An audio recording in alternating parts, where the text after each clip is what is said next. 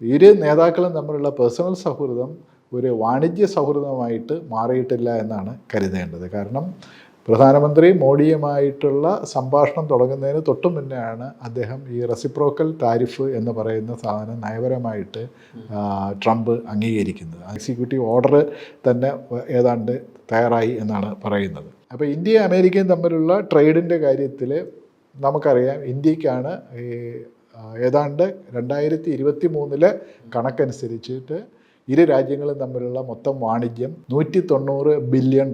ആ $190 billion India അമേരിക്കയിലേക്ക് കയറ്റുമതി ചെയ്യുന്നത് $120 ബില്യൺ. അമേരിക്ക ഇന്ത്യയിലേക്ക് അയക്കുന്നത്, അല്ലെങ്കിൽ ഇന്ത്യ അമേരിക്കയിൽ നിന്ന് ഇമ്പോർട്ട് ചെയ്യുന്നത് $70 ബില്യൺ വസ്തുക്കളോ സർവീസോ ഇതാണ്. അപ്പം ഇരു രാജ്യങ്ങളും തമ്മിലുള്ള ട്രേഡ് ഡെഫിസിറ്റ് അല്ലെങ്കിൽ വാണിജ്യ കമ്മി എന്ന് പറയുന്നത് $50 ബില്യൺ. അതായത് ഇന്ത്യക്ക് അഡ്വാൻറ്റേജസ് ആയിട്ട് അമേരിക്ക ഇന്ത്യയിലേക്ക് അയക്കുന്നതിനേക്കാൾ $50 ബില്യൺ ഉൽപ്പന്നങ്ങളോ സേവനങ്ങളോ ഇന്ത്യ അമേരിക്കയിലേക്ക് കയറ്റി അയക്കുന്നു.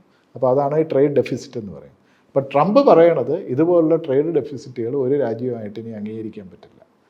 നമുക്ക് തുല്യമായിട്ട് ഉള്ള ഒരു സാധനമായിരിക്കണം ട്രേഡ് റിലേഷൻഷിപ്പ് എന്ന് പറയുന്നത്. അതുവരെ അന്താരാഷ്ട്ര വാണിജ്യ ബന്ധങ്ങളുടെ തന്നെ ഒരു നെഗേഷൻ എന്നുള്ള നിലയിലാണ് ഈ ട്രംപിൻ്റെ പുതിയ നയത്തെ നമുക്ക് കാണാൻ പറ്റുക.